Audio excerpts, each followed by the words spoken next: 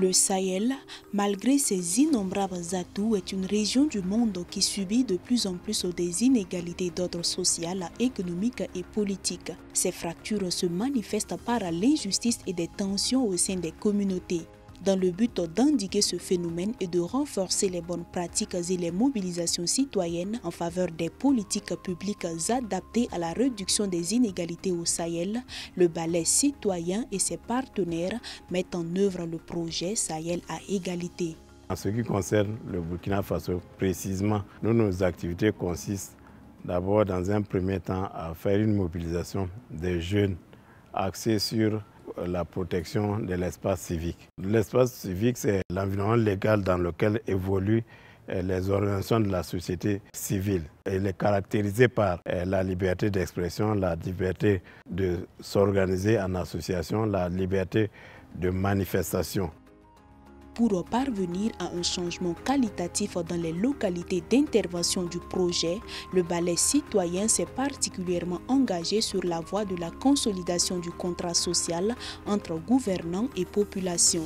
Cette action vise à capaciter les acteurs des organisations de la société civile afin d'opérer une véritable transformation de l'espace civique et faciliter l'appropriation du cadre légal par les comités de veille citoyenne pour leur permettre d'être des relais d'information au sein de leurs communautés respectives.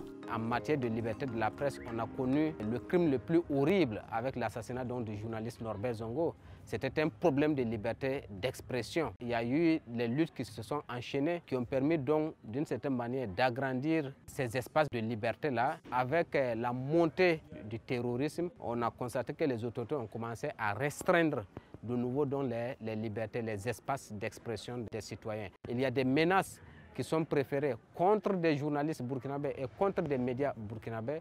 Donc tout ça, c'est la preuve que ces libertés tout court ne sont pas définitivement acquises et qu'elles sont perpétuellement remises en cause. L'atelier est la bienvenue. Ça nous a vraiment outillés, ça nous a permis de comprendre beaucoup de choses. Ça va me permettre de jouer vraiment mon rôle de veille citoyen auprès des membres de ma communauté.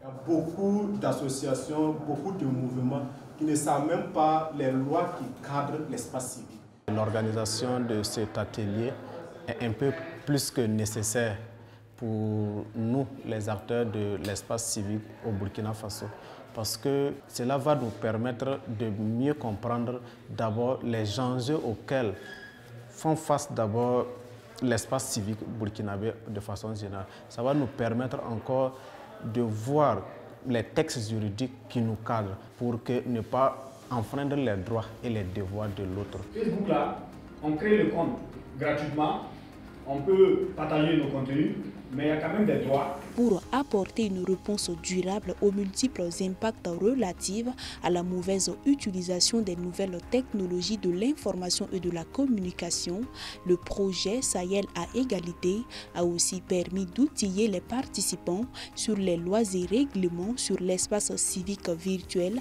et sur les libertés d'expression.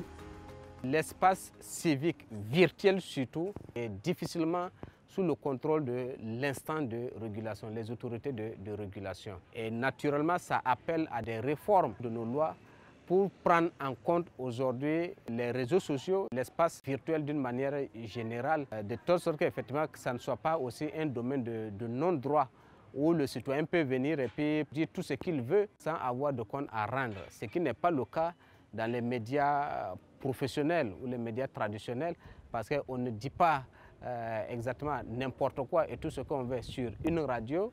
Il y a des normes qui sont édictées, il faut suivre ces normes. Donc par extension, il faut que ces règles-là puissent aussi être adaptées à l'espace virtuel d'une manière générale et donc au-delà du journaliste, que ça puisse aussi encadrer le citoyen lui-même lorsqu'il s'exprime sur ces espaces virtuels-là. Chacun, dans son milieu, doit utiliser l'espace virtuel de façon responsable, c'est-à-dire protéger ses données comme le contact, l'année de naissance, de savoir quoi diffuser sur l'espace virtuel pour ne pas être pris en contrepartie un jour. Les différents acteurs impliqués dans la mise en œuvre du projet formulent des recommandations pour mieux cadrer et assainir l'espace civique burkinabé en vue de réduire considérablement les inégalités.